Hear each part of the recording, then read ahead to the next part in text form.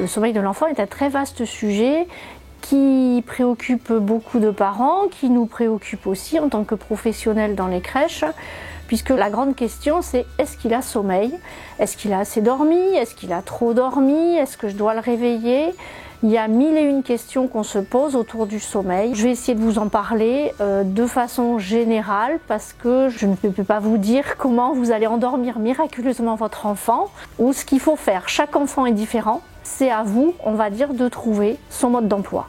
Chaque enfant a son propre rythme et il est important de le respecter par rapport à sa santé physique, à sa santé psychique. Il faut savoir que avoir un bon sommeil est important. L'enfant qui dort bien, ça va lui permettre pendant ces périodes où il est éveillé d'être vraiment opérationnel pour les apprentissages et pour les explorations. Comment savoir si un enfant a sommeil? Alors c'est tout simplement aux parents ou à nous professionnels en crèche de repérer les signes qui vont montrer que l'enfant a sommeil. Il y en a qui vont s'asseoir et se mettre dans un coin, il y en a qui vont chercher doudou et sucette et qui vont commencer à montrer de l'agacement. C'est différent à chaque fois. Le tout c'est qu'au moment où l'enfant a sommeil, vous le couchiez. Ensuite on va passer aux différentes notions qui accompagnent le sommeil, à savoir que suivant l'âge de l'enfant, le sommeil va être différent. Alors il faut savoir qu'in utero, déjà l'enfant, il a un rythme de sommeil. Dans le ventre de sa maman, l'enfant dort, l'enfant est éveillé, l'enfant mange, l'enfant vit. Une fois qu'il va sortir, ces rythmes de sommeil vont continuer et vont évoluer. Au début, ces rythmes de sommeil vont juste être en rapport avec les rythmes alimentaires. Il va se réveiller quand il a faim et il va dormir quand il est rassasié. Il n'est pas du tout en lien avec le rythme jour-nuit.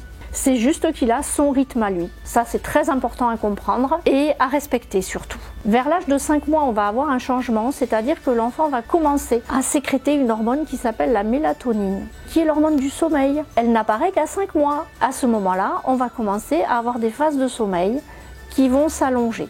C'est un peu plus tard qu'on va se retrouver avec un sommeil qui va prendre le pli de jour-nuit. Progressivement, en fait, le sommeil va évoluer. On va se retrouver avec des phases de sommeil dans la journée qui vont être de plus en plus courtes et des phases de sommeil, bien entendu, la nuit de plus en plus longues. Il faut faire preuve de patience. Ce n'est que vers l'âge de 3 ans qu'un enfant ne va avoir qu'une sieste dans la journée et qu'il va être capable de faire une nuit complète.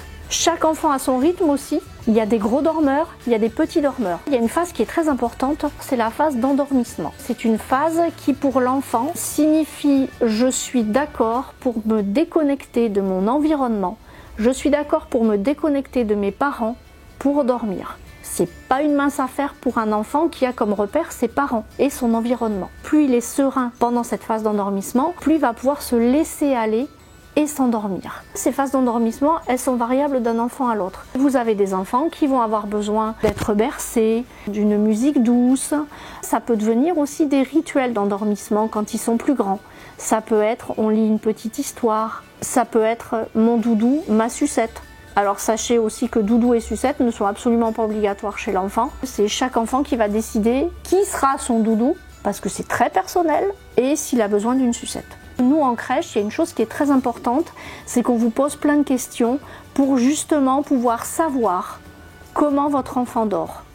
Tout ce que vous allez nous apporter comme information va nous permettre à nous de savoir comment votre enfant dort, quels sont ses signes quand il a sommeil, et tout ça va nous aider à prendre en charge au maximum votre enfant.